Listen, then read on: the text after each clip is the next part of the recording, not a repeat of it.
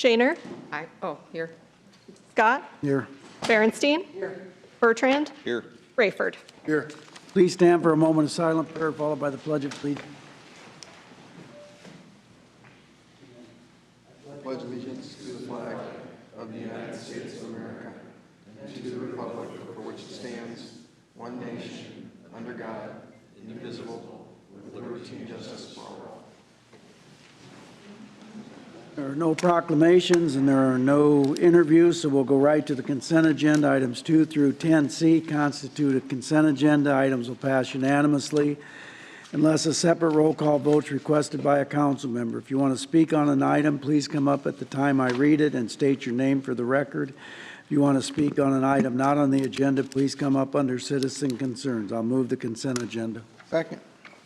2 is a reading of the June 5th, July 9th, 16th, and 2026 City Council minutes. 3 is a motion reappointing Chris Courtney to the Human Rights Commission for a 3-year term.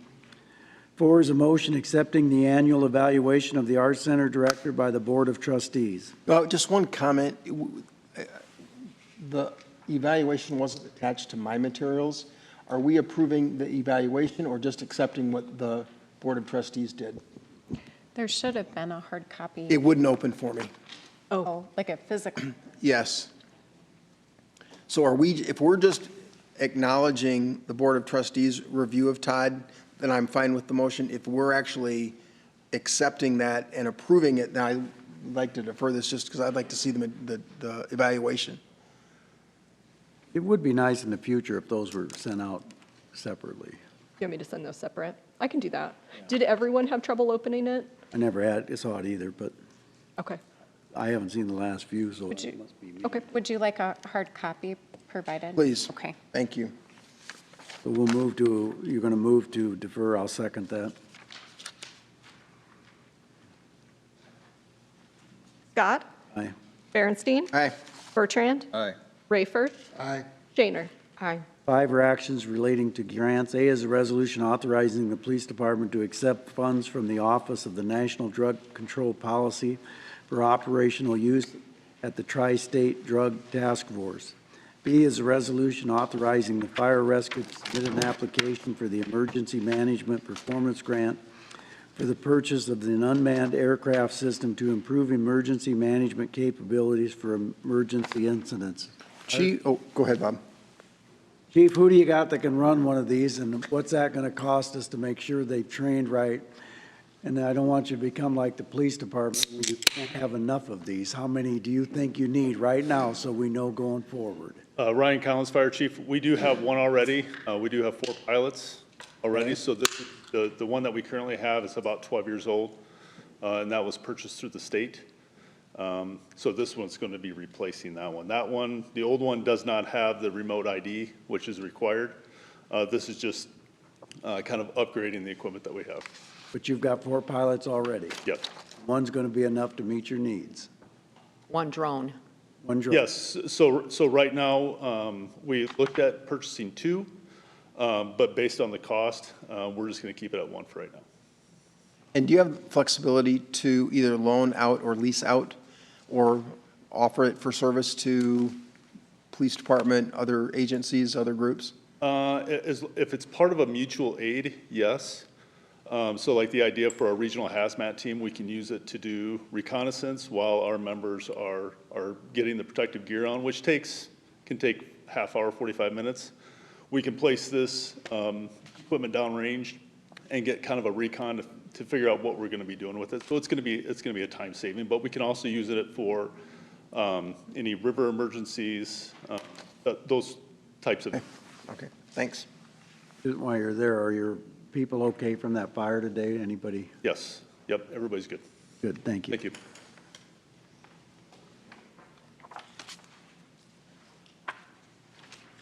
Six are actions relating to street closures. A is a resolution temporarily closing a section of 4th Street on August 5th for the Farmers Market Planted and Plated event.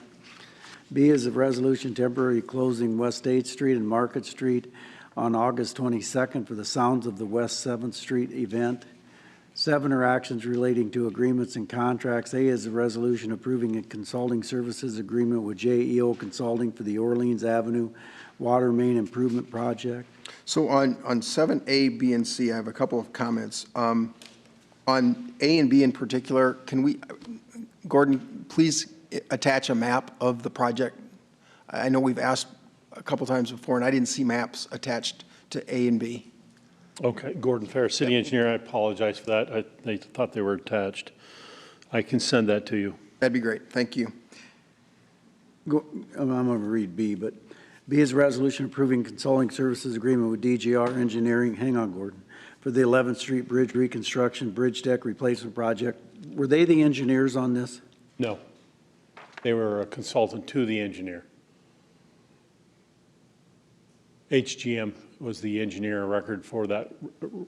So why would they not be the ones overseeing the construction? They subbed out all the survey and such to DGR.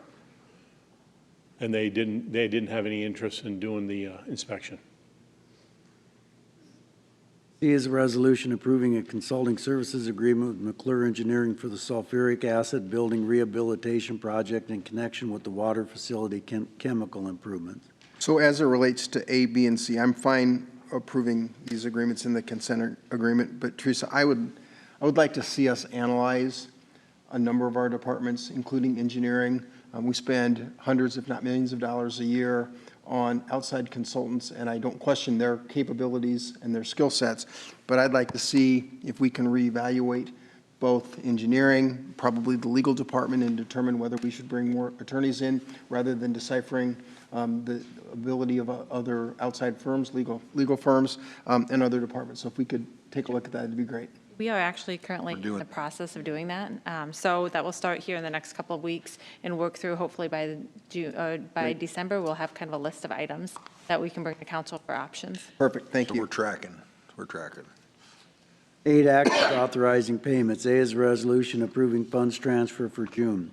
B is a motion approving claims, total expenses, and receipts for June. C is a resolution approving change order number 5 and authorizing payment to Barcon for the South Mulberry Street Improvement Project.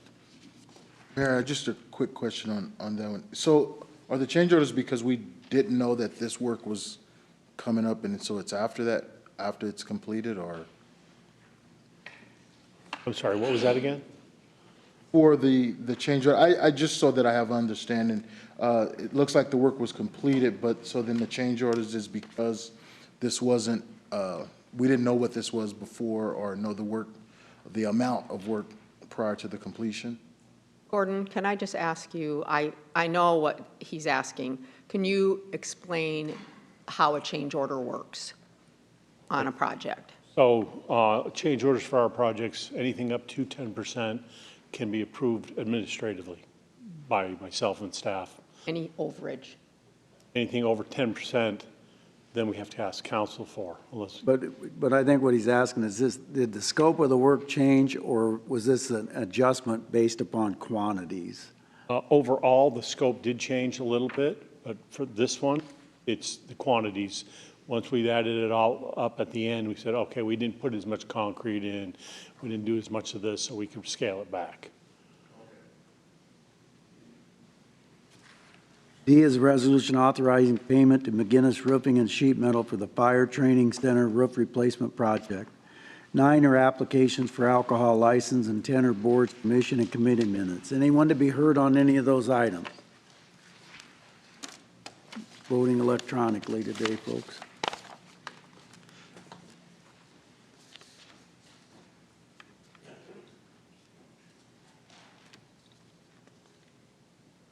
Passes 5-0. Recommendations of planning and zoning. 11, motion acknowledging the Board of Adjustment actions of July 14th. I'll move that. Second. You got backup in case you weren't here today, or? Yeah, in case you get a little unruly. Is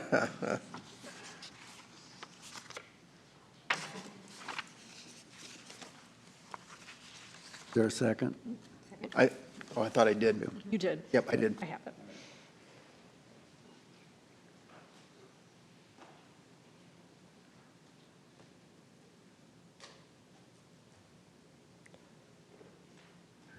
Councilman Berenstain, I think you hit your button and then hit it one more time. Thank you very much.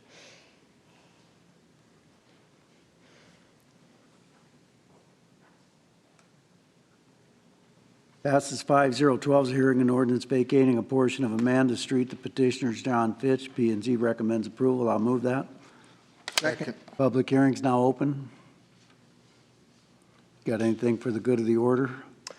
Andrew Gleiser, Planning and Zoning Chair. No, that passed on a 5-0 vote. Anyone to be heard? Seeing none, the hearing is closed.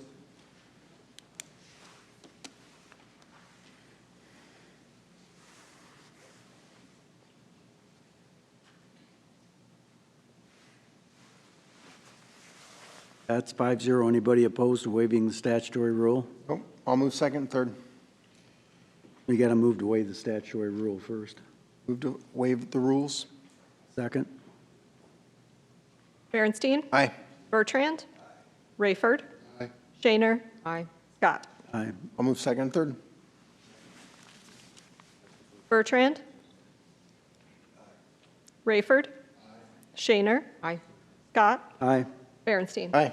13 is a hearing and ordinance vacating a portion of the north-south alley adjacent to 3111 and 3113 Marshall Avenue and 714 South Alice Street. The petitioner's Aaron Edwardson. P and Z recommends approval. I'll move it. Second. Public hearing's now open. Hearing is closed.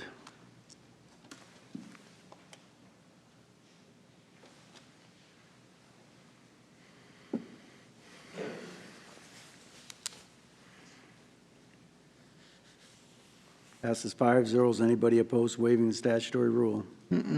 Move it. Second. Bertrand? Aye. Rayford? Aye. Shaner? Aye. Scott? Aye. Berenstain? Aye. Move second and third. Second. Rayford? Aye. Shaner? Aye. Scott? Aye. Berenstain? Aye. Bertrand? Aye. 14 is a hearing and ordinance rezoning 4302 Russin Street. Petitioner Charlie Rose. P and Z recommends approval. I'll move it. Second. Public hearing's now open. Anyone to be heard?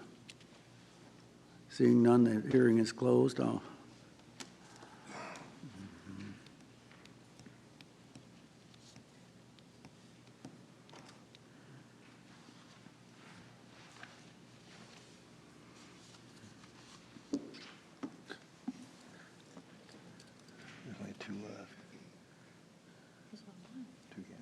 Passes 5-0. Anybody opposed to waiving the statutory rule? No. I'll move that. Second.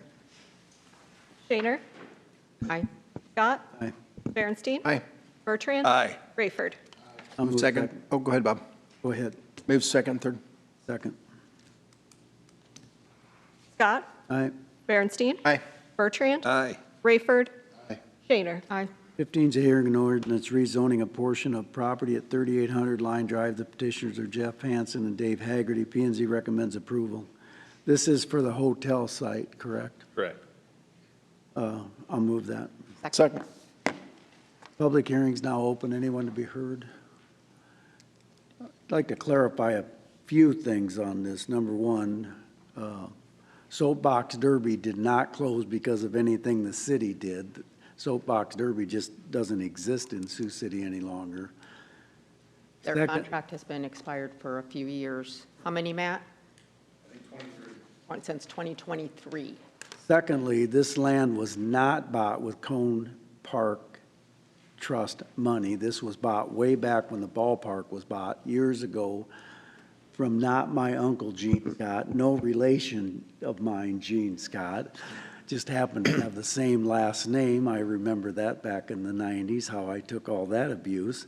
So it's all part of that ground. So it's not like we took money out of a trust and now we're selling that ground and profiting from it, because we're not. I think I can provide some additional clarity. I was on the council when we accepted the $2.5 million from the Cone family, and part of the decision in going to that area was because the city did own and control that property. So it was not part of the $2.5 million that was used for the project itself. It was separate and distinct. And then I personally, I'm not going to vote for this, and it's not that I have any big problem. People say we have too many hotels. You know, when you have too many hotels and apartments, when they stop building them, that's when you have too many. But I just think this is a piece of ground We don't have that much left there. If we ever wanted to do a swimming pool, we're going to be out of land. If we ever wanted to do somebody, I mean, I'd sooner have a putt-putt golf course, actually, than something more recreational. And I know it's going to serve, but there are hotels within a 5-block drive, and I just think we should save this for park ground. It's just a personal deal. I know it's going to pass, but I'll feel better voting no. Well, this not wa- really for park, you want to save it for future development of something else? In the park related is what Oh. I'm saying. This was also approved by the park board themselves. I know. I have the right to disagree with them. You do. So do you have any background or conceptually, can you help with the development in this particular location? Because I like the idea of a hotel there. I think it serves the baseball facility. I think it serves Cone Park there. I think it serves other development on Singing Hills Boulevard. But as you go to the east and Sertoma Park, what potential growth and development can still occur there, taking into account the bike trail that was constructed? And maybe that's more of a question for Matt. I don't know. That might be for Matt or even Wade, but I mean, I guess from my personal point of view, with the bike course that's in that area, there isn't much room left Okay, over there for any additional, of any size anyway, thanks. maybe putt. No, real quick comment. I just again want to thank the developers for sticking their necks out on this. I know they've talked about things like this in that area for a while. It's a great amenity to the park and everything that's going on down there. It's a risk. They're willing to do it. We support it. Good job. Keep spending money. We appreciate it. Anyone else? Public hearing's closed.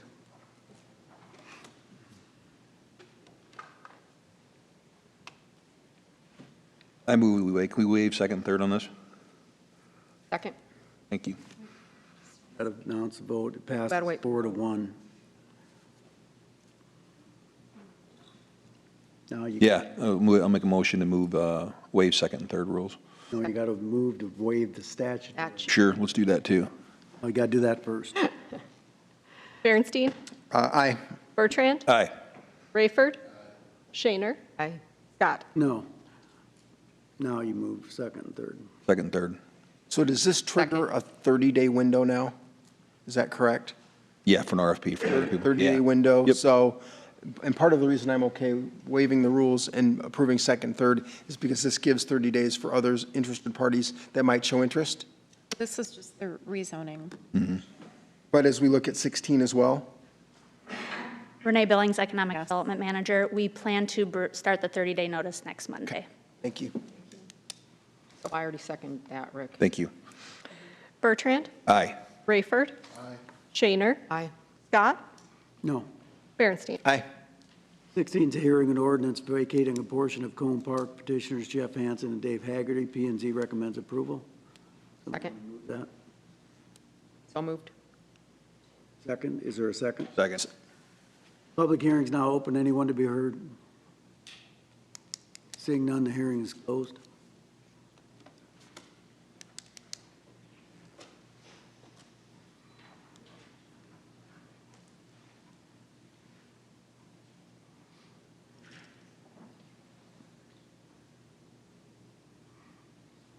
Passes 4-1.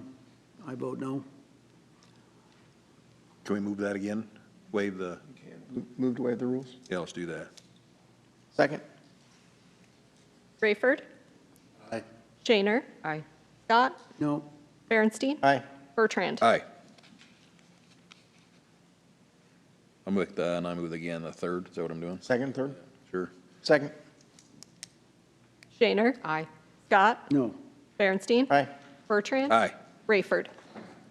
17 is a hearing and ordinance vacating a part of the east-west alley and a portion of Magnolia Street and Walnut Avenue. The petitioners Guillermo Martinez. P and Z recommends approval. I'll move it.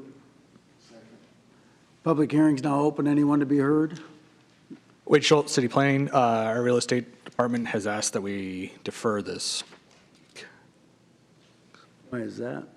They want to negotiate the price as far as Well, we'll do first reading, and then they've got 2 weeks to get that done. All right. Okay. We won't waive the rules. Public hearing's open. Anyone to be heard? Seeing none? Hearing is closed.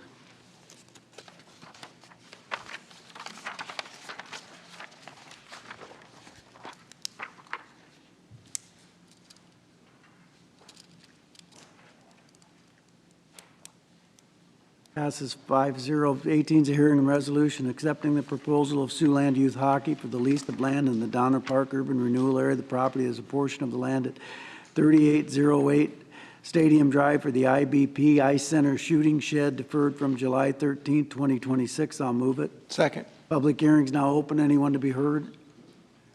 Seeing none, the hearing is closed. Can I ask a couple questions? Nicole, did you draft the lease or did somebody in your office review it? Matt Salvatore from Parks and Rec drafted and our office reviewed. Matt, can I just ask a couple questions then, please? I'm supportive of this project. I think it'll be a nice addition. I think it works well for them. But I'm curious, a couple of the provisions. The utility provision says that the city shall provide. Who pays for the utilities? Matt Salvatore, Parks and Recreation Director. The city would pay that. I don't think there's a lot of utilities. Paul can maybe clarify. It's like a light. There's no, yeah, there's not a way to separately meter it. Okay. So I don't think we're talking about a lot of power. Basically like a lean-to shed, kind of like a shooting gallery they're doing. Yeah, I saw We the walked out there and pictures, we originally. and it didn't look like there was, but Yeah. it talked about other utilities being provided by the lessee, but it talked about utilities that we were providing them, but provide means pay for as well. Yes. Okay. Nicole, did you take a look at the indemnity language? Can you, real quick? Yes. Make sure you're I'm comfortable. sure that I did. I'm sorry, I reviewed a lot of contracts for this.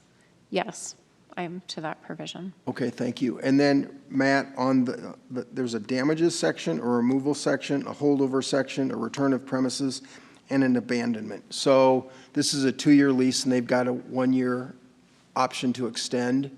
What happens in 3 years if they just decide they weren't getting enough use out of the facility and aren't going to use it anymore? Whose responsibility is it to remove it? What happens? Have to review that. I think we borrowed the format of this lease from other projects.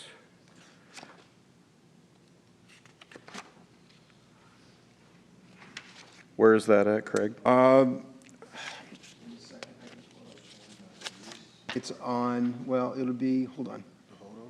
No, there were multiple. Return to premises, so the association shall surrender the, okay. Yeah, it would be the, and the property damage clause as well, but return of premises, the lien language, holdover, abandonment, and then the default comes into play too. But if in 3 years they decide that the project isn't what they were hoping for, whose responsibility is it to remove property, and what happens to it?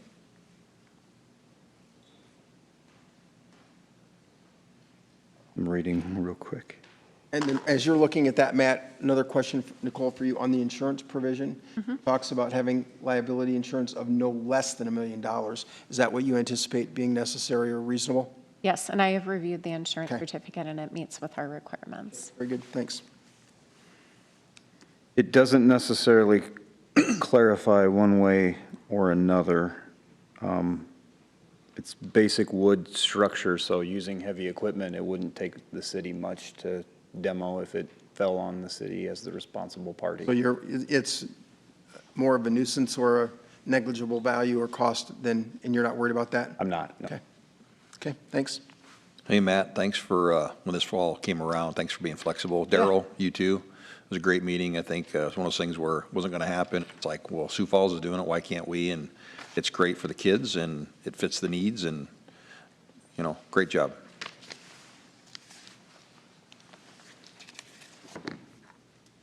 Anyone else be heard? Public hearing.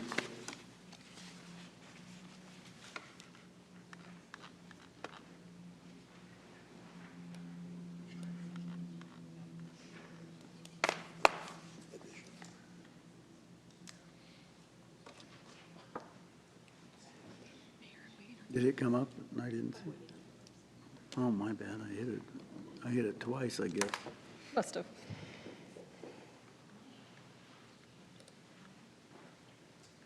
Passes 5-0. 19 is an ordinance amending 10 Title 10, Traffic Regulating Operation of Off-Road Utility Vehicles on City Streets. The first consideration was approved July 6th.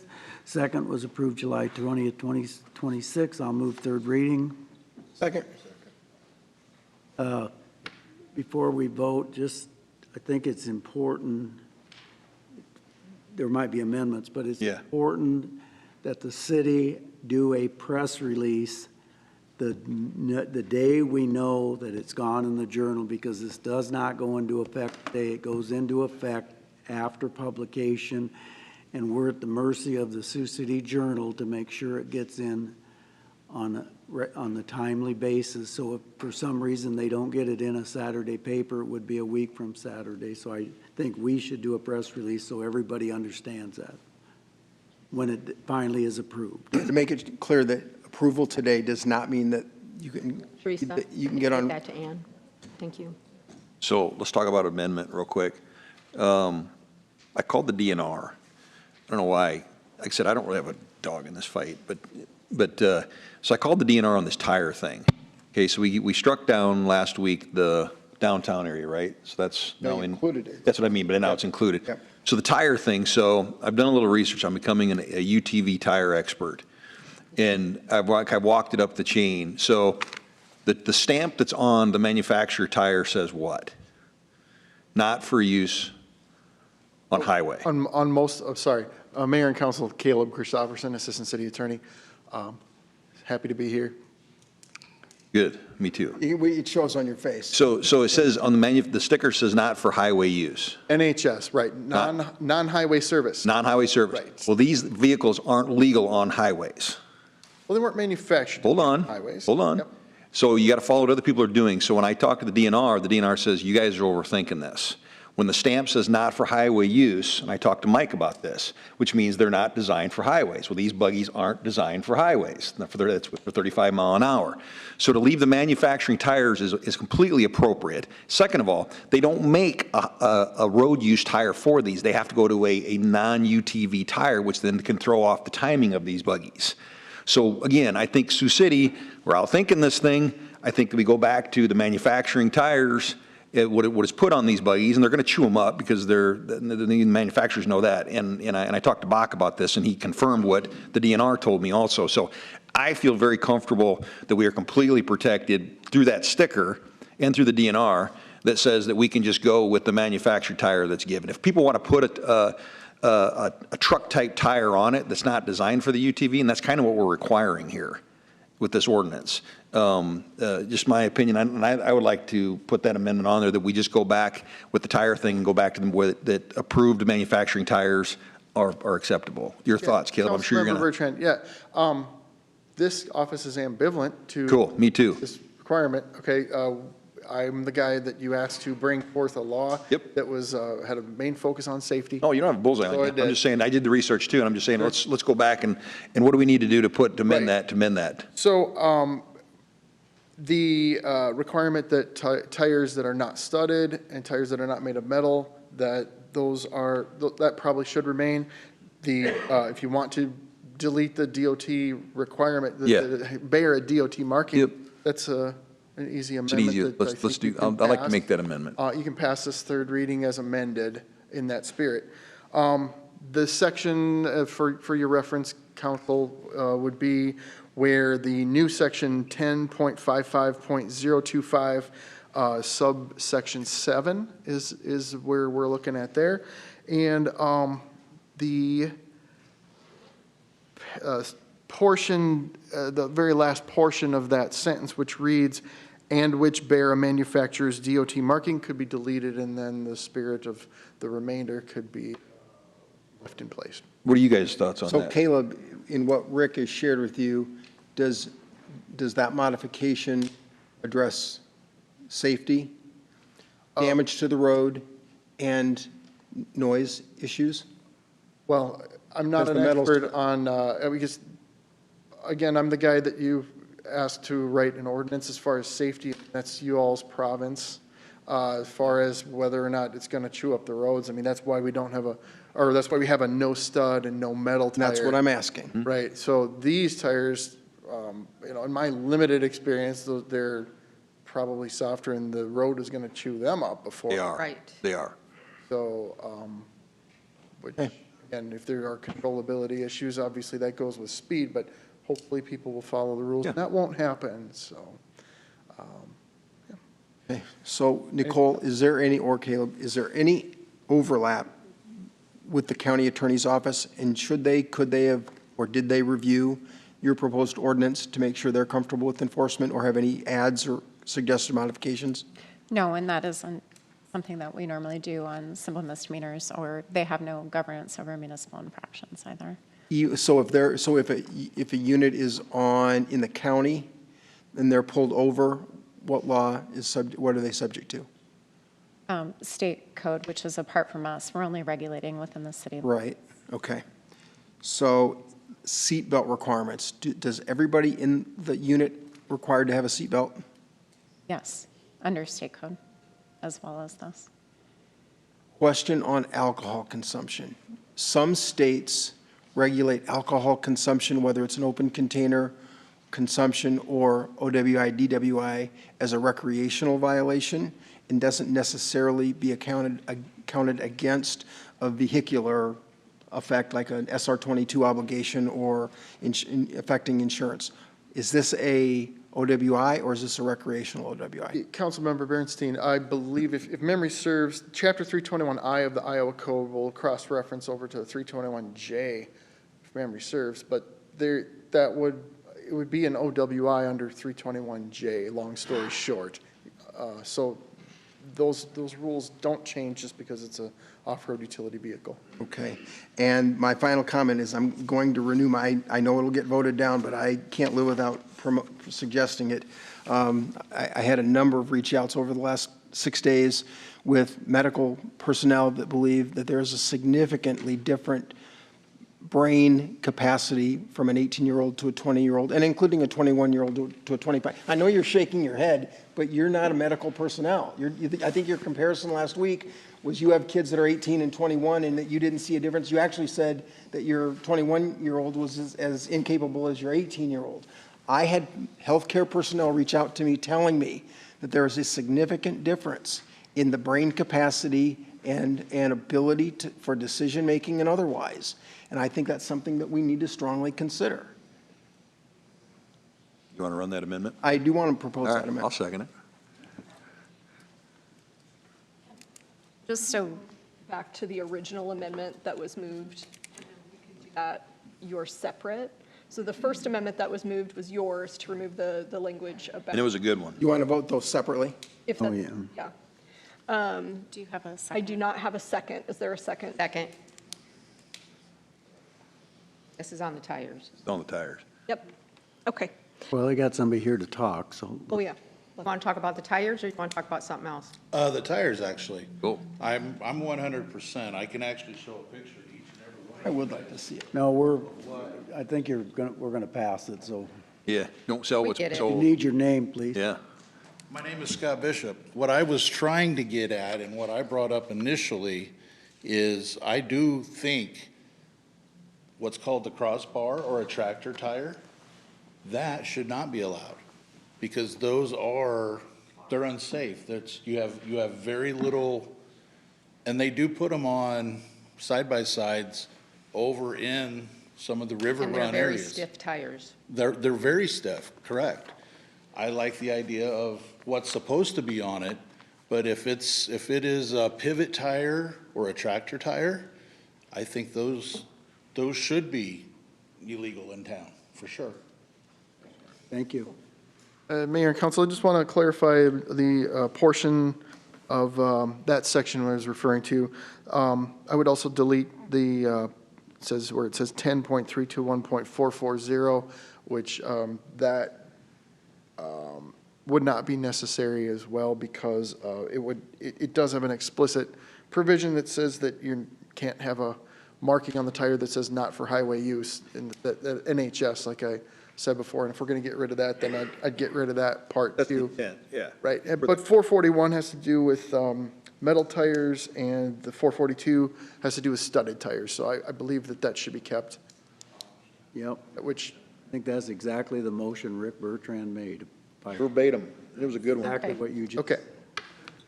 So, yeah, I'm just trying to be very clear, Right. to cut down on other questions. The third reading. All right. Thank you, Caleb. Okay, thank you. Good job. Go ahead. On the amendment, Scott, Tires. on the tires, aye. Berenstein, Aye. Bertrand, Aye. Rayford, Aye. Shaner. Aye. I'd like to now also move that we increase the permitted age from 18 to 21.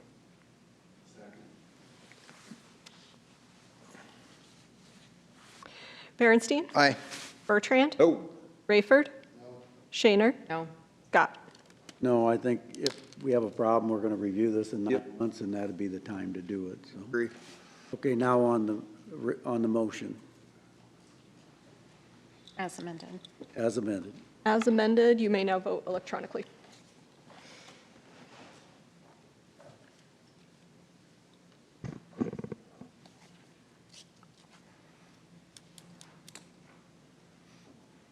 Passes 5-0. Remember, do not go out and start driving today. We'll let you know when. All right, spread the word. Put that on your Facebook pages. 20 is a resolution authorizing and approving an assignment and assumption of a mutual easement agreement with Pierce Street Partners in Steel Martin Tower property at 4th Street and Pierce Street, deferred from July 20th, 2026. I'll move that. Second. Mayor and Council, Marty Doherty, Economic and Community Development. At Council's direction at the last meeting, staff worked with the developer who is here today on a agreement to purchase the first floor and basement, basically the city-owned property in the building. And we drafted, working with legal, we drafted an LOU that they have signed. And if you have any questions, I guess they are here to answer those questions. But worked out well that they are going to move forward with purchasing the entire building. We will have to bring that back, of course. Urban renewal law requires a two-step process with a 30-day notice that you're familiar with that will have to be part of that. Okay. Marty, I didn't have a chance to attend the meeting this afternoon. In looking at the letter of understanding, on point, well, for the development of the property, the city commits to A, best efforts to assist developer to secure financing does not mean that we will agree to co-sign or guarantee any obligations. I just want to make sure that's clear. No, we just work with the developer to try to find a use for the space on the first floor. Julie and I met with the developer earlier. They're buying 4 other properties, so we appreciate what they're doing in our community, and a lot of it's for most of it's everything. All of it is. All of it is low-income housing, and we certainly need that in our community, so. Yeah, so I just real quick comment on this too. Also, Bob, I want to, you can't put a price on experience on this one, and I don't know if we would have saw this without you bringing this to our attention, and kudos to you on this. I think the city is very grateful that we're getting rid of this, and also the developer, again, for investing on this. The improvements are there, so hopefully you got a good, you're not inheriting a turd. I mean, you're getting a pretty decent, buy. So, but again, just wanted to acknowledge, Mr. Mayor, good job. I appreciate it. Okay.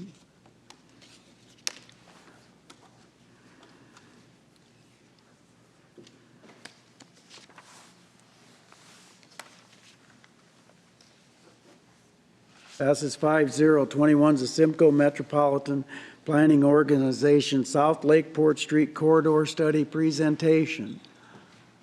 A long time in coming. Yes, Gordon Fair, city engineer. Yes, it has been a long time coming. November 6th, 2023 was the actual date we started this project. We entered into an agreement with Simcoe. I got Ryan Brower here from Simcoe representing, and I got Mark Tuck from Burns & McDonald, who performed the study. We wanted to do this study to improve the level of service for this whole corridor, basically from Morningside Avenue all the way down to Singing Hills. We've had problems with accidents at Glen, a lot of pedestrian concerns throughout that whole route. So we looked at everything, and we wanted to make sure we got everybody's input on it. We also had a public study, what do you call that? Internet. We had people sign up for it and tell us their concerns.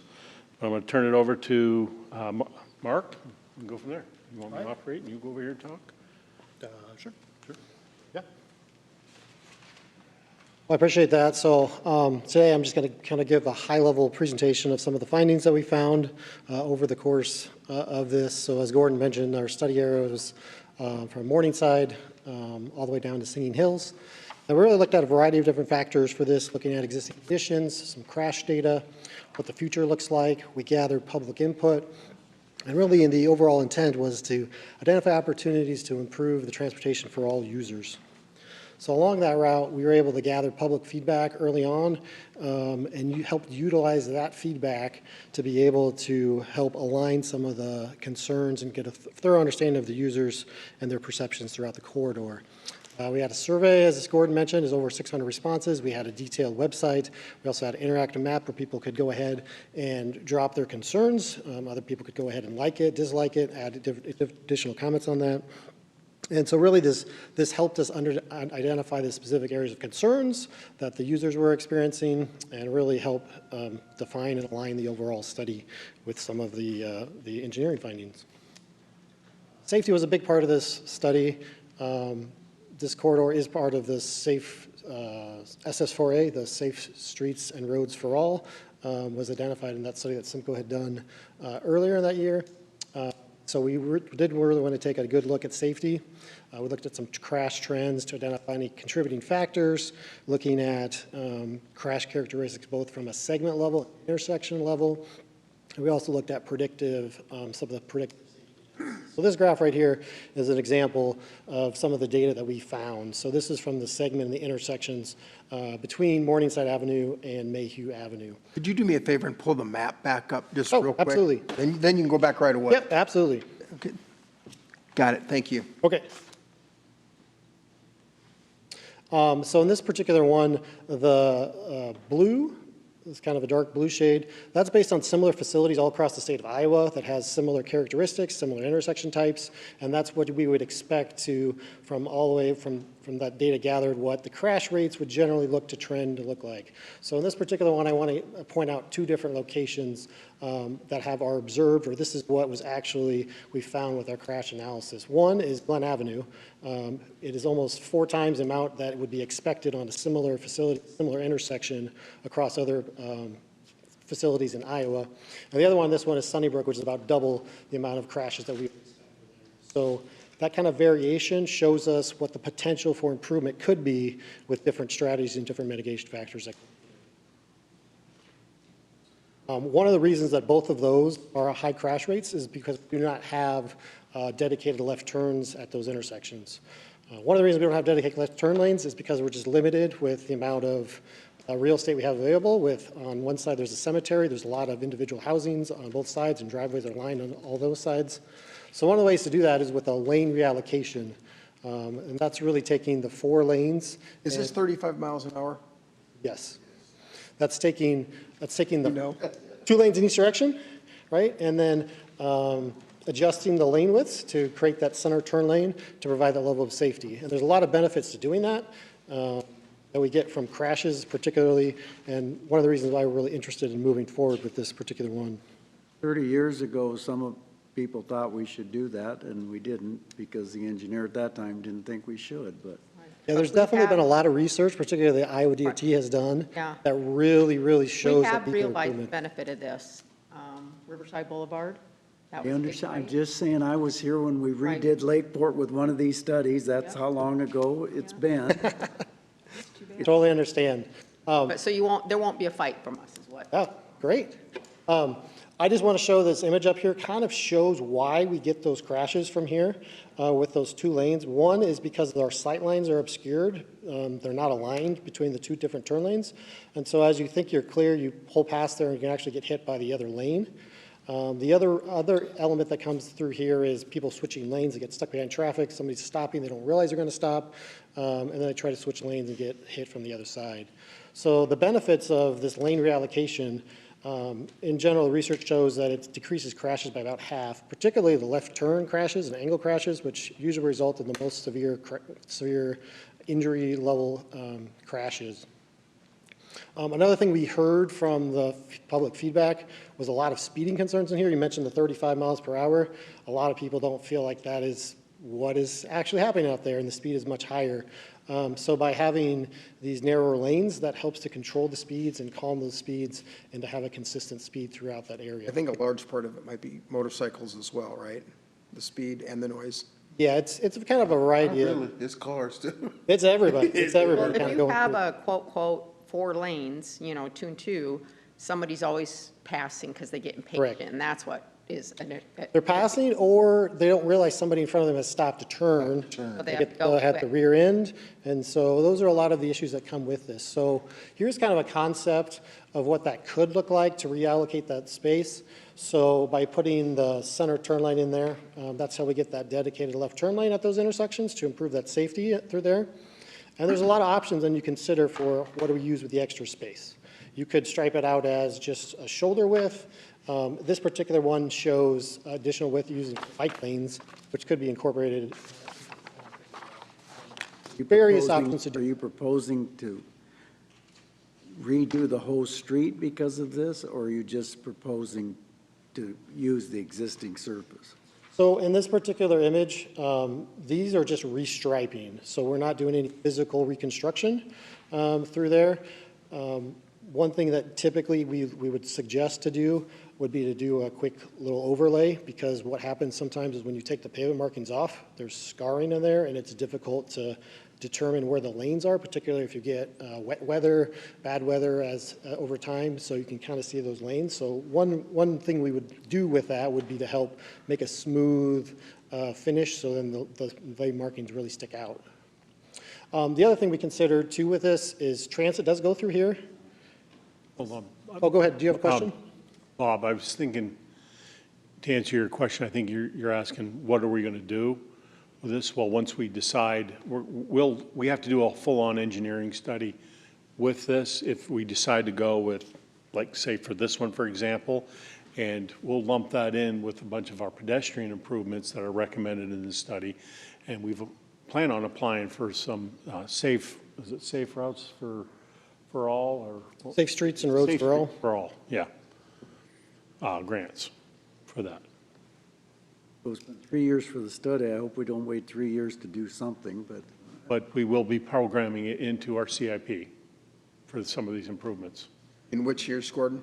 So Gordon, if, I'm sorry, what? What years? Oh, I haven't decided that. I mean, we'll look at putting them there as soon as possible. so Gordon, I don't understand why, if we're not changing the size of the street, we're just going to restripe. Why do we need a study? Because there's more to it than just, painting new street, Yeah, stripes. we'll get maybe. But why is it more than if it's the same distance? I mean, I guess I look at this and I go, we're going to go from 4 lanes to 3 lanes, and we're going to put some ridiculous bike trails on them. I'm just trying to figure out, why do we need a study? Yeah, so just to, maybe I can help answer that question. So this was, the first phase here was to study that. There's other improvements that come with it, with pedestrians, refuge islands to help make safe crossings, other elements as well that would come with this. What we've done to date has been high-level conceptual, but there would be engineering that would need to be involved, survey. There would be curb ramp improvements that would be needed to improve those. So there'd be another phase of design. I think when he says study, it would be design to go through those, get those final details designed. Huh. So when I look at this. What's that study going to cost? Sorry, Ike. What's that study going to? Like you said, it wouldn't be so much a study, it'd be more of a design. Do you want to go to the next one real quick, and then maybe I'll come back to your question? So this is the other piece of this, because this is a bus route, and there are bus stops all the way around here. And so as part of our survey, we did ask people about what their expectations were and how their experiences were with the transit system. So this provides an opportunity to have a permanent fixture of a bus stop from there, and then addresses a potential concern that, hey, if a bus stops, we're not stopping them in the lane now. This actually provides a little bus turnout with that as well to be able to help get that bus out of the through lane to keep traffic still moving when buses are stopping along the different routes. Is that cutting some of the sidewalk out? That would require some reconstruction through there. So again, it's a trade-off of moving people and not having them get stuck versus providing that safe passageway. One of the comments that we got particularly regarding the bus was that there's no infrastructure, I'll say, from the standpoint of permanent shelters, things that keep people out of the weather. Having this permanent fixture or stop would allow a static location to help add in those additional amenities to make that more comfortable for the people that do utilize the bus service. Entirety of Lakeport? This lane reallocation is only intended between Morningside and Lincoln Way. And the reason for that is because those volumes are a little bit lower because of more residential, more neighborhood, there's schools in that area. And so that's the threshold that we can still maintain that capacity and through movement without really degrading the overall level of service through there. So to that point, if it's Morningside to Lincoln Way, are you thinking that if we have the three, are you taking in consideration, East High is there, you have some other school? Absolutely. And that's where, and we haven't shown all the details, but that's where we would have pedestrian crossings, those refuge islands to get people safely from one side to the other, to accommodate those kids that are crossing through there. So it would consider those users. And again, particularly when we're talking about reducing speeds through there, that's a real benefit for the high schools and the middle schools that are in that area. In addition, those left turn lanes for those crashes, Sunnybrook is one of those locations that did have those high crashes through there. So being able to get that left turn in there does bring that element of safety to those commuters that are going to school every single day. So then would that still be a signalized intersection? Yes. Yep. Yes.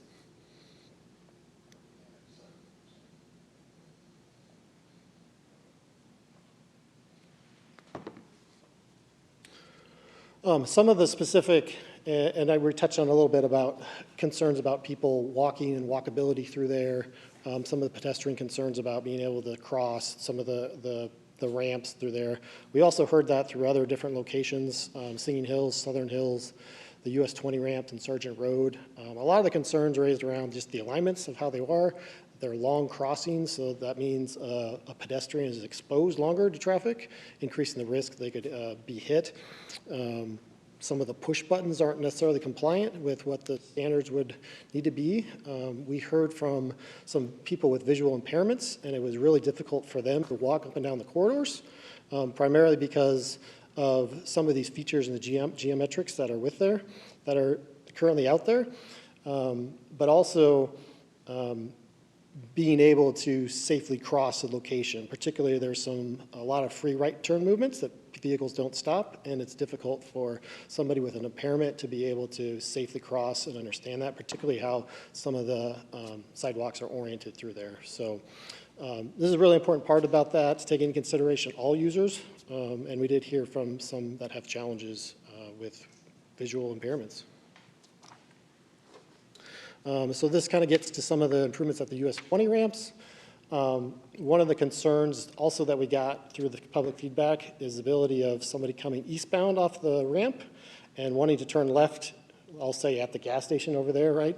That's a very difficult movement. It's a high-speed movement off of that ramp.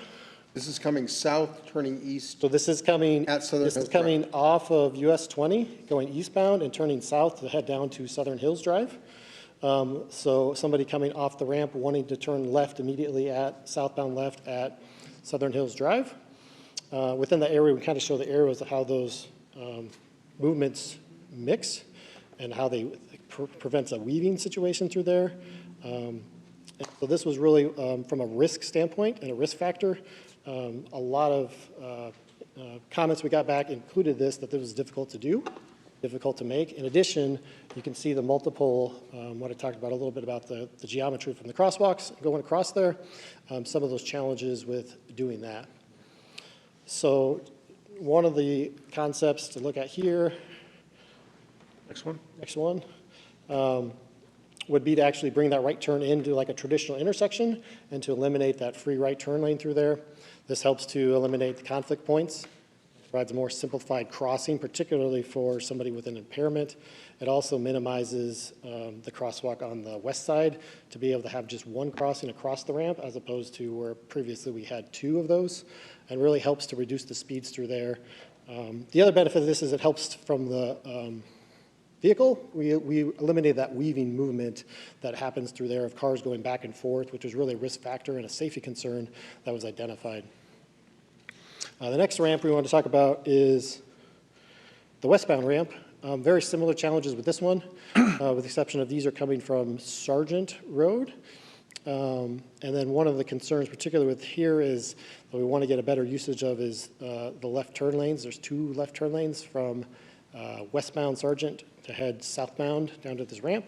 So being able to utilize both of them equally and provide all that storage space really would help out and benefit that. So one of the options with this that we looked at and considered was, again, if you want to go to the next slide, was bringing the sidewalk and extending it out, making a crossing across the ramp, and to make a more perpendicular movement for pedestrians to go across there. That really helps with the pedestrian safety by having a shorter distance to cross through there. Additionally, looking at a potential for an option lane through here to provide 2 lanes that would go to the ramp from southbound Lakeport Road between Sargent and the ramps to eliminate that weaving movement through there, and to be able to get better utilization and manage those queues better at Sargent Road for the westbound direction. Can you go back north probably one screen? So right there. So if there's a right turn red light that if you don't stop completely going into your own lane, if you don't stop there, completely stop, there's a red light camera there. Correct. I think that is absolutely ludicrous because you're turning into your own lane. Why is that? I don't know. That was installed years. If Sergeant Mel Williams was still here, I'd ask him the question because he used to oversee the hearing process. There's no reason for there to be a red light stop there because you're going east, turning into your own lane, and they make you stop there. Is that by the Hy-Vee, are you talking? Yeah. Yeah. Yeah, right by the Hy-Vee, right on that corner. I think the reason, my opinion, I think the reason that is a stop there is because you have the 2 lanes coming westbound, and they utilize those same 2 lanes. Absolutely. Yep, You need get to have onto the ramp. to get onto the ramp. They don't utilize the closest lane to them. They turn into their own lanes. But they cross And it over. says for them to turn into those lanes. Yeah, that's what It it doesn't says, tell but them to turn in. Yeah, they cross But over. it doesn't tell them, the arrows do not show that they can pull into the southbound lane that's heading heading east. If you're talking that one right in front of the Hy-Vee gas is. station, people coming out of the other area, The like gas Best station. Buy, they turn into that lane because they're going to go fast to get on that interstate. Right. Well, but that's not their lane. Well, That's but my that- point. Beside the there. point, you're going to create more accidents if you don't. It's And I believe the original red light camera placement was based on high instances of absolutely, that's accidents. the only reason we could keep it as long as we did. And that's going back so far. That's like almost 20 years ago, I think that. So my memory is a little. It's at tested. least 20 years, yeah. Yeah, my memory is a little tested on it, but I believe that was one of the issues they looked at for Could have replacement. moved that one down to Glen. Study shows it, right? Yep, go ahead. So the last improvement we want to just touch base on is at Singing Hills Boulevard. Again, a lot of feedback we received on this. It's currently an always stop. There's multiple approaches, so people have difficulty determining who stops first. I think I stop first, or I can go with them, or I can't go with them, or who stops first. And so generally it's confusing. Also, this is an area that does have some operational issues in the future. Currently on the weekend period, it does get very busy and does meet a signal warrant for the current weekend period.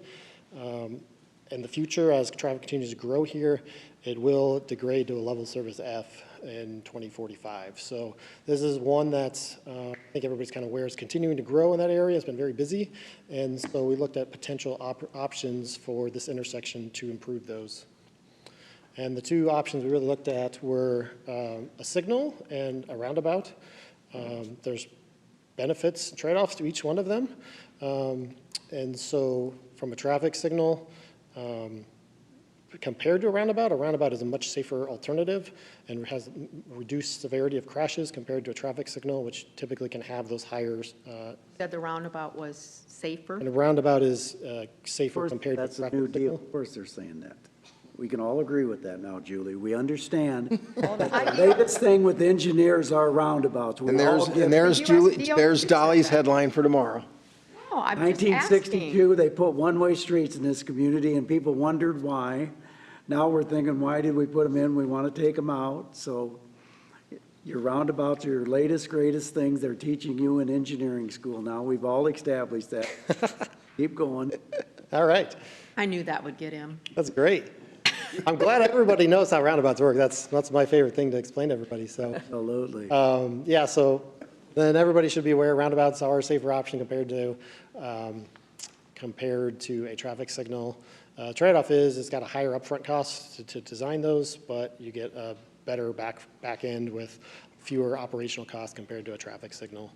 And then traffic flow, we keep that continued movement going through there. So again, both options, it would be, again, in the future to determine what would be preferred from there as the concept develops in the next stages. So those are just kind of the highlights I wanted to just share, some of the outcomes of those. Really, we're looking at ways to improve safety and traffic flow and really support the multimodal users and their feedback, public said, and their input to help make this a corridor that everybody can utilize in the way they would like to. So, Gordon, I'll give it back to you. So Gordon, I think, is going to ask for approval of the overall study to then help support some of those future programming in the CIP and start to be able to get some of those opportunities for funding as they come through. So, and with those, then that would trigger the next subsequent design phases where we would have the opportunity to continue to design some of these, get more public feedback. We could refine anything that might come up from that process and really then take it to a final level where it could be implemented. And that's really the hope of studying this project, is to take the data, take the public feedback, take the safety analysis, and really create a corridor that everybody can really enjoy. Thank you. And keep in mind, none of this. Thank you. For this whole design, I mean, we haven't designed anything. It'll still come forward with council to approve designs, even approve the consultant to hire for whatever thing we're looking for at that time, whether it be the restriping from Morningside to Lincoln, or some pedestrian improvements there off the bypass, or Singing Hills. So are we spending any money today? No. We're not spending any money? Approving this. Okay, so there's no money going to be spent? None. Okay, no consultants, no anything? We're good? Nope. This is just out the door? This is on. Approving the presentation. You talked about from. We're not spending. So the pictorial that you showed from Lincoln Way to Morningside Avenue, are there sidewalks currently on both sides? Yes. There are sidewalks on both sides. I think one side, there may be retaining walls throughout there. Right, on the east side, right? Property lines are really tight there. Both sides. Yeah, that's the reason I knew there were on the east side. I just didn't remember if they were on the west side, and I knew that it was a pretty tight. When he showed the bike or the bus lane option, we'd have to basically get rid of the parking, so to speak, that's there now on each side. Can't afford that. Get that. That's just moving the curb back, which can be expensive because you're moving that back, you're moving hydrants, you're moving in, your catch We basin. should have gone with the 3-lane when we went with it. The mall didn't want it. Now the mall's pretty well not there. We should have gone with the 3-lane because we ruined front yards of a lot of people with that darn 4-lane, and here we are, we don't need it now. It's sad that, but it's what it is. And anywhere in this study, I know it's not Lakeport specifically, but it turns onto Lakeport. Did the double left-hand turn off of Sergeant Road onto Lakeport ever come to the topic? As in, topic hasn't been redesigned, or? Well, I just don't see a need for a double left-hand turn as you head up past the mall. Did we do a count there? Turn left, there's 2 lefts onto Lakeport, but there's only going to be, well, it's not going clear to Sergeant Road, though. It's going to stop at Lincoln. Yeah, so generally Lincoln is the transition point Right. where the volumes will kind of calm down, if you will, from the busy retail area to more of that dense residential and school environment. But do we have a traffic count on that corner included in this study? Sergeant Road and Lakeport? Yes. Maybe we can utilize that, Gordon, because then there's the huge congestion of that intersection going through to Lakeport Commons, because that doesn't really make sense, and I know that's not the study going into the Commons, but I'm just, You're looking at getting rid of one of those northbound left turn lanes, or, well, True. eastbound to northbound, and putting 2 eastbound, as opposed to 1 eastbound. Well, correct. More one people are eastbound. going straight than are turning left. Not at Christmas time. No way. Go out there and sit at Christmas time and tell me that intersection, you can't hardly get through. Takes two to three To lights. turn left onto Lakeport? Yeah. Oh, I don't experience that. I will say some of the comments we got, particularly that intersection, relate to the geometry, particularly some of the visitors that were not from. Doesn't line up. That it doesn't line up. Doesn't line up. You don't know if you're going straight or left or right. Right, exactly. So one of the other things that we've talked about in our study is to add overhead signage to really designate which lane goes where and to improve that. And then also to add some additional pavement markings to really help so people don't get confused or have those, I think I'm in the right lane, and then And you're not. turn out at the last second you're not because it In the turn lane. doesn't go through. Exactly. So that's another component of that. Like I said, I wanted to just keep this high level to talk about kind of the major things in there, but there's a lot of things that went in it, a lot of things we looked at, and really a lot of opportunity. All right, Sounds thank good. you.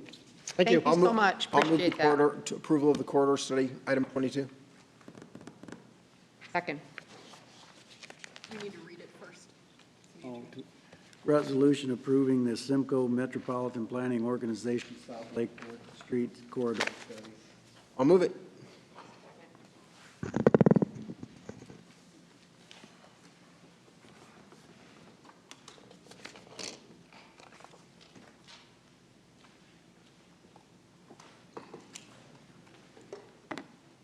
Passes 5-0. Ken Dart wants to speak on runoff fees. Come to the microphone, please, Ken.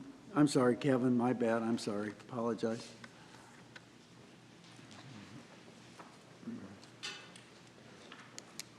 I would like to register my, Could you stand at the podium and speak right into that mic for me? I'm sorry to interrupt you. Thank you. my extreme disapproval and disappointment with the ridiculously expensive water runoff fee increase. 300% unjustified and undefendable. All of it, apparently, a quick search on AI tells me, is due to corrupt city officials polluting the river. DNR found out about it, big lawsuit. You guys settled for $300,000. That ain't the problem. There was no. One storm sewer, one is sewer. They're not connected at all, no. It's on my water bill. This is for storm water. On my water bill. Everything on there has to do with water. It's on my water bill. You guys can call it anything you want. All I know is that this fee increase alone is more money than what I get charged for the actual water that I use.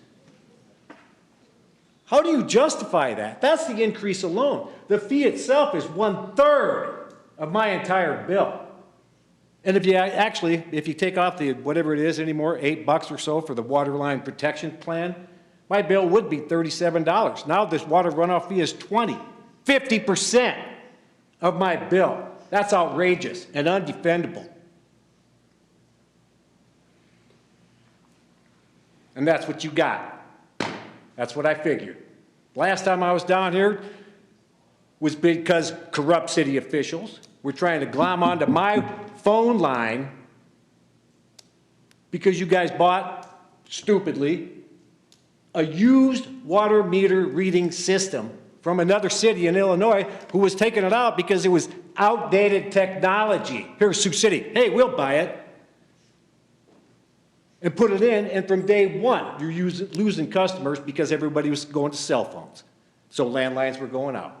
So you had to pay for it twice. That was the last time I was here, and now this is even worse because now I got an extra $15 a month coming out of my bill for the rest of my life. Did you call down and ask if it was correct? I know there's been adjustments on some of these bills. All you got to do is go down. I've talked to, when I first saw it on there. Yeah, have them call on. I mean, if it's calculated right, because some of it is based upon, I don't know the exact calculation, but there's been other complaints and they have made some Square footage of your yard is what I'm being told by 3 different people. And because I happen to have a little house on a big yard, so my kids had a big, it ain't the Dutton Ranch, man. I got a vacant lot, big yard. And I pay more for water that even may or may not land on the ground than what I pay for the actual water that I use. If Mid-America tried to put a gas line delivery charge and charge you more than the actual gas that you use, they'd be shut down in an instant. But you guys can just do what you want. Mike, why did you cap it at 300? Why not 500? It's extortion. We have to pay it. You don't like it? Don't pay it. We'll red tag your house. We'll take that too. It's sickening. You guys should be embarrassed and ashamed of yourselves. And I don't believe in this stuff, but I'm telling you right now, man, I'm going to go home, take a shower from having to be in the same room with you people. I'm going to get a drink. I got a head case friend of mine who I don't believe in this stuff, but she believes in hexes and curses and crystals and all that. I'm calling her, having her put a hex on every one of you. All right, guy. Good talking to you. See you later. Good to see you later. And just so you know, every bad thing that happens to you or you. See you later. From here on out, you can remember this day. You brought it on yourself. Good night. Thank you. Anyone else? Okay, let's do building permits.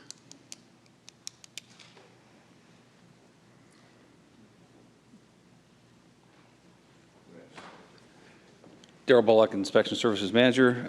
In front of you or sent out to you weekly. We have the inspection permit report that we've sent out. Had a few challenges this last week with some illnesses lasting over a week and some vacations, but we were able to keep up and keep things moving forward. Today we working towards trying to keep things sped up, so we're doing a lot more presentations. We locked down another presentation today on a very large project that is going to take some time to get through, and we'll work together with them before the application even hits our desks. So hopefully we can make that fly. That's a big project. So okay. All I have.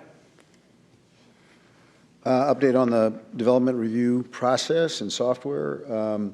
As you know, as I've said to you several times already, there's 2 different processes. There's the planning and engineering, and then there's a building permit.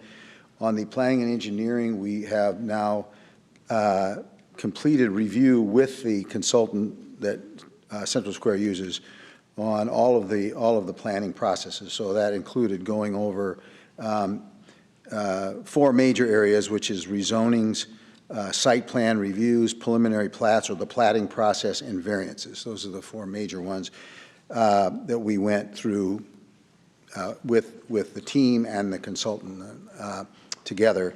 Then, in the interest of time, our planning staff, and in particular Chris, has gone through 15 other processes that are used for more minor processes, things like alley right-of-way vacations, site design or sign designs, conditional use permits, historic preservation permits, all of those kinds of things. Now we've completed with the basically our staff filling out questionnaires for them. So we're moving along pretty well on the planning and engineering side of it.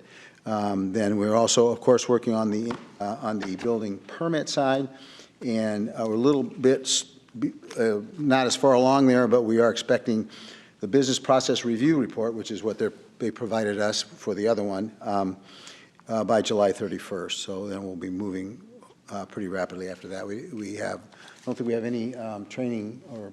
No, we got a lot of homework. Got a lot of homework now. We don't have any other meetings this week, but we'll start up again next week. Mr. Mayor, quickly, on the tear down up there on across from the shelter. Yes, sir. Sent that email out there. Now we're all together, any update on where we're at on the tear down? I've just continued to move forward. Okay. What's your timeline? The only email we got was in response to us actually moving forward with the sampling of the asbestos. You mean the 901 Nebraska? Yes. Yeah. Well, I just brought it up because I know I just want to make sure we're all here, and I just want to have this discussion. I didn't take the call tonight, but while I was sitting here in the meeting, I did receive a call from the company that does the asbestos surveying for us, and we should have results, it sounds like, probably tomorrow. So. Okay. And then what's that do to your timeline? Then we sent it out for bid to get the asbestos moving forward as far as the abatement, because there was quite a bit in a lot of different areas in the building, a lot of pipes and things like that, because it was all run by steam before. So we'll move that forward on the bidding process, which will take a couple of weeks, and then just a matter of getting it awarded, and then it is scheduling. Okay. What Days? Oh, I would say far less than that to get the asbestos abatement, but we have to do notifications to the DNR, pre and post abatement, as well as the demolition contractor themselves having to do that, so. Good job. Thank you. Thanks, guys. Thank you. Rick? Briefly, updates kind of where we're at on some of the projects that are coming to fruition. Julian had the meeting before the council meeting, the retention pond for developers. The citywide detention ponds is coming in its last stages, so we should have something in front of the council here in the next few weeks. It's going to be a huge win for the city, for developers coming in. Good job, Tom. Also, the grading permit, same ways, we're going to actually pull together. We've got a rough draft. Thank you, Nicole, for sending that over. I think I've been okayed now. I can forward that correctly. And I have. I'm in the process. And then we're going to pull together, like Daryl said, we're going to pull together a little meeting with the Bain Dirt guys. I think there's a list of 10 we've got at this point, and try to get some feedback. And if they don't show up, they don't show up. But we're going to give them a real-time opportunity to feedback on a much-needed updated grading approval process, which will be great for the city. Also, we're going to do the same thing with the conference. We're going to pull all of our, I talked to Daryl today, we're going to pull together all the city inspectors, and we're going to do a 6-month review on customer service and stuff, and things we've done great and things moving forward. And we talked about that today. And then lastly, tomorrow morning at 7:30, I'm going to be updating the Siouxland Chamber of Commerce. It will be a standing room only, so I suggest you get there early. So if anyone wants to attend, it's down there. And then lastly, I'm going to take my wife on her 55th, my smoking hot wife, to her 55th birthday trip, and we're going to go out to Red Rocks, taking a concert, and I'm going to act like a juvenile. So what concert? I'm going to go to Gary Allen. Yeah, it'll be a good time. So have a good week, and what a good week it was last week. Thanks. We've been there twice. It's What are you awesome. updating the council or chamber on? What's that?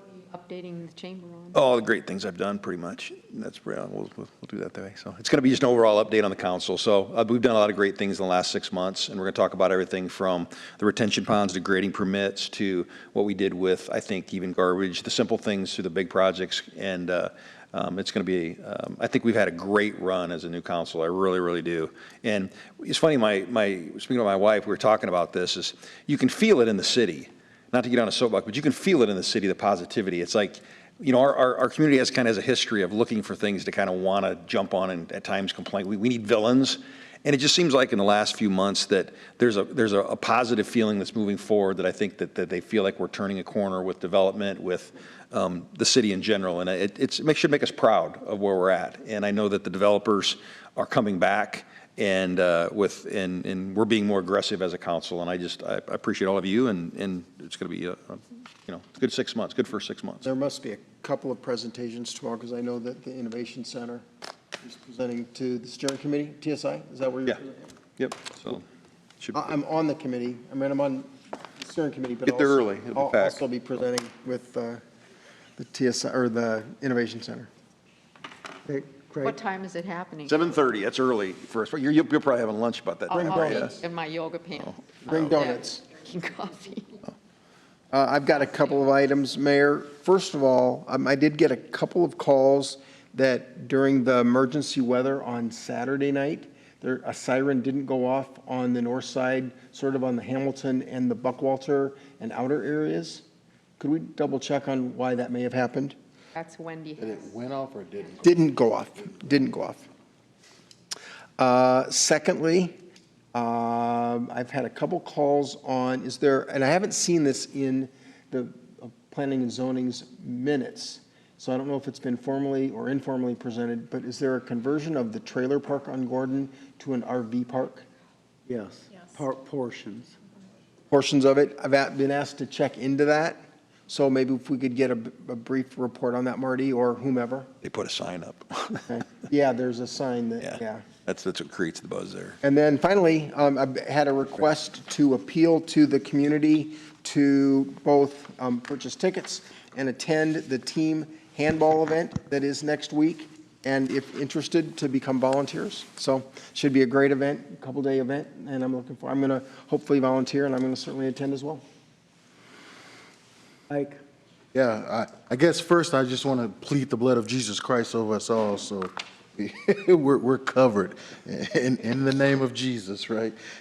Secondly, I really appreciated Shayla sending over the statistics for the warming shelter. Just loving having that information, and having correct information, I guess, is always a good thing. And so I appreciated that. And otherwise, yeah, that's it. Julie? I have nothing today. I got just a few things. First of all, East High didn't make it all the way, but they had a great season. They made it to the semis, right? They made it, and I was able to watch it on my phone in Decorah, Iowa, and they were so close. Congratulate Shelby Houlihan on her second place at the. You know, she actually won that last year. Yeah, I know. She won it last year and got second this year. It was a great race. And Pulaski Park, or Strikers, I don't know which one, is sponsor, or is putting on a statewide Little League tournament. Are only West Side teams in it from Sioux City? Or they're hosting the 9U and the 11U, and our West Side Little League. Right, and they're the only teams from Sioux City. Correct. So In those two, yes. we wish them the best of luck, and I move we adjourn. Second. Bertrand. Aye. Rayford. Aye. Shaner. Aye. Scott. Berenstein. Aye.